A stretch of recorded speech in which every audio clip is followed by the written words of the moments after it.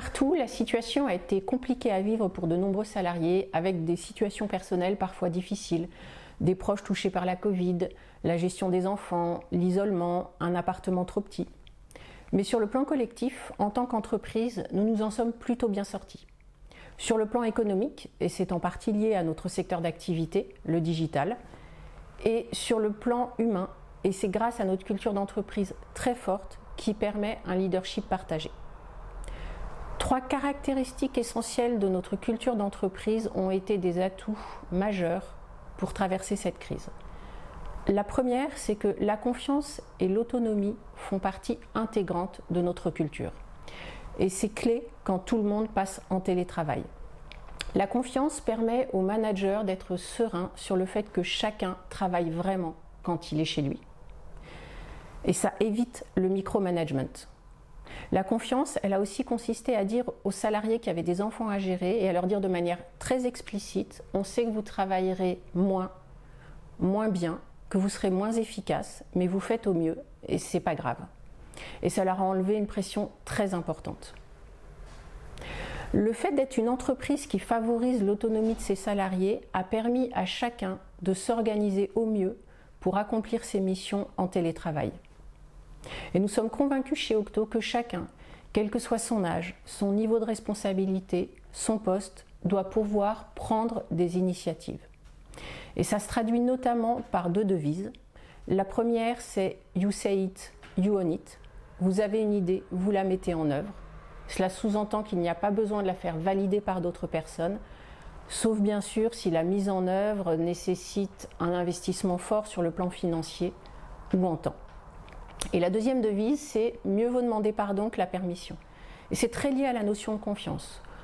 Comme on fait confiance a priori à chaque salarié, on part du principe que quand quelqu'un prend une décision ou fait quelque chose, il prend la décision qui lui semble la meilleure par rapport à ce qu'il connaît de la situation et par rapport aux compétences qu'il a. Donc à partir du moment où il est bien intentionné, il n'a pas besoin de demander la permission. Et par contre, si la mise en œuvre se passe moins bien que prévu, effectivement, il faudra peut-être qu'il s'excuse. La deuxième caractéristique essentielle de notre culture d'entreprise qui nous a vraiment aidés à traverser cette crise, c'est le fait d'être une entreprise peu hiérarchisée avec de vraies relations de proximité. Nous nous attachons vraiment à créer une relation de confiance et de proximité entre chaque manager et ses managers. Cela passe par plusieurs pratiques managériales. Tout d'abord, une pratique assez originale, c'est le fait que chacun puisse choisir son manager. Et une deuxième pratique managériale fondamentale qui a été renforcée pendant la crise sanitaire, c'est l'O3, One on One, qui est un moment d'échange privilégié entre chaque manager et chacun de ses managers, qui dure une demi-heure, qui est hebdomadaire ou au plus tous les 15 jours. Le principe, c'est que c'est un moment qui est vraiment dédié au salarié et il va partager à son manager les informations qu'il souhaite partager, qui lui semblent importantes pour lui, qu'elles relèvent de sa sphère professionnelle ou de sa sphère privée. C'est aussi un moment où le manager va coacher son salarié pour l'aider à atteindre son objectif. Et c'est bien sûr un moment privilégié pour faire des feedbacks du manager vers le manager, mais aussi du manager vers le manager. Et la culture du feedback est vraiment très ancrée chez Octo. Le feedback est totalement encouragé et par exemple, si un jeune diplômé qui vient d'arriver trouve que notre CEO a dit ou fait quelque chose qui n'est pas OK pour lui, il est encouragé à lui faire un feedback. Et il y a une formation d'une journée obligatoire pour tous les nouveaux salariés pour savoir faire et recevoir un feedback. La communication et les relations de proximité ont également été renforcées par une pratique qui est les causeries du jeudi, un moment d'échange direct entre notre CEO et l'ensemble des salariés, qui est d'habitude un échange mensuel d'1 heure et qui là est passé sur un rythme hebdomadaire d'une demi-heure. Et le principe, c'est que chaque salarié pose toutes les questions qu'il souhaite. Et le compte-rendu est bien sûr visible par l'ensemble des salariés.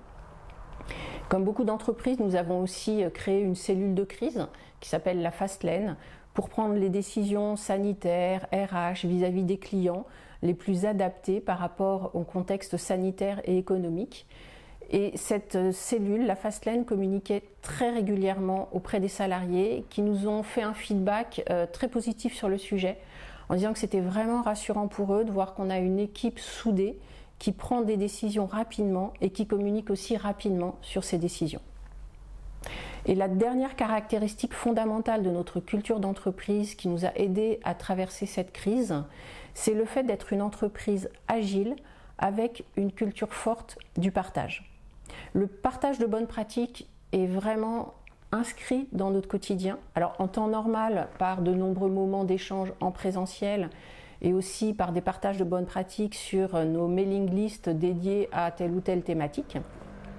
Donc, en période de confinement et de télétravail, les Octos ont très vite créé des moments d'échange virtuels. Alors bien sûr, le traditionnel café du matin, des rituels d'équipe aussi. Et on continue à partager leurs pratiques sur des thématiques, par exemple, comme l'animation d'ateliers en visio pour les clients. Quelle est la meilleure méthode en fonction de l'objectif à atteindre? Quel est le meilleur outil technique à utiliser?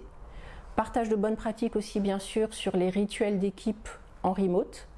Et puis, dans un contexte de confinement, partage de bonnes pratiques aussi sur des sujets plus perso, comme comment occuper ses enfants le week-end, telle ou telle recette de cuisine. Et l'agile fait également partie intégrante de notre culture d'entreprise, puisqu'en fait, toutes les missions que nous faisons chez nos clients se font selon des méthodes agiles. Bien sûr, on le transpose dans notre mode de fonctionnement interne, ce qui veut dire qu'on teste une idée, et sans attendre que l'idée soit parfaite, on teste, on regarde ce que ça donne, on fait un retour d'expérience et on adapte l'idée initiale en fonction du retour d'expérience. Et le fait de fonctionner comme ça au quotidien, ça nous permet d'être très souple et de nous adapter facilement à une nouvelle situation, ce qui a évidemment été crucial quand du jour au lendemain, l'ensemble des équipes ont dû passer en télétravail. Notre culture forte a donc été un atout majeur pour nous aider à traverser la crise sanitaire et économique que nous connaissons. D'autant plus qu'elle crée un engagement fort parmi les salariés et qu'elle soude les équipes. On a même été confronté au risque que certains travaillent trop. Et c'est la conjonction en fait de plusieurs facteurs. Le fait qu'il n'y ait plus de frontières entre mon lieu de vie et mon lieu de travail. Le fait que chez Octo, on ne recrute que des gens passionnés par leur métier. Et puis bien sûr, avec le confinement, la diminution ou la perte de très nombreuses activités sociales. Et donc on a détecté à la fin de la première semaine de confinement, au mois de mars, que certains salariés, en fonction de leur situation personnelle, pouvaient être tentés de travailler le week-end. On a identifié ça en fait le vendredi de la première semaine de confinement. Donc ce que j'ai fait, c'est que j'ai envoyé un mail à l'ensemble des salariés pour leur dire ce soir c'est le week-end et c'est vraiment important que vous fassiez un break pour que vous puissiez veiller à votre équilibre pro et perso. Et c'est quelque chose qui a vraiment été très très apprécié par les salariés et j'en ai même fait un article sur notre blog. Encore un sujet riche que cette séquence et cet épisode qui se termine de notre université tout en digital de l'ANDRH. On continue la semaine prochaine. Il sera question de quoi, Audrey, la semaine prochaine? Équité, ouais. Un sujet difficile parce que dans notre fonction, on doit gérer le collectif et l'individuel. Et on s'est rendu compte que pendant cette période, on avait pu voir des fossés se créer. Donc la fonction RH utilise tous les dispositifs, les moyens, et notamment autour du développement de compétences, à notre main pour justement gommer ces problématiques. Voilà, ces problématiques et puis ces enjeux aussi, ces opportunités. On en parlera la semaine prochaine dans notre nouvel épisode de cette saga que vous suivez très fidèlement. Merci encore. Liberté, égalité, équité. À la semaine prochaine.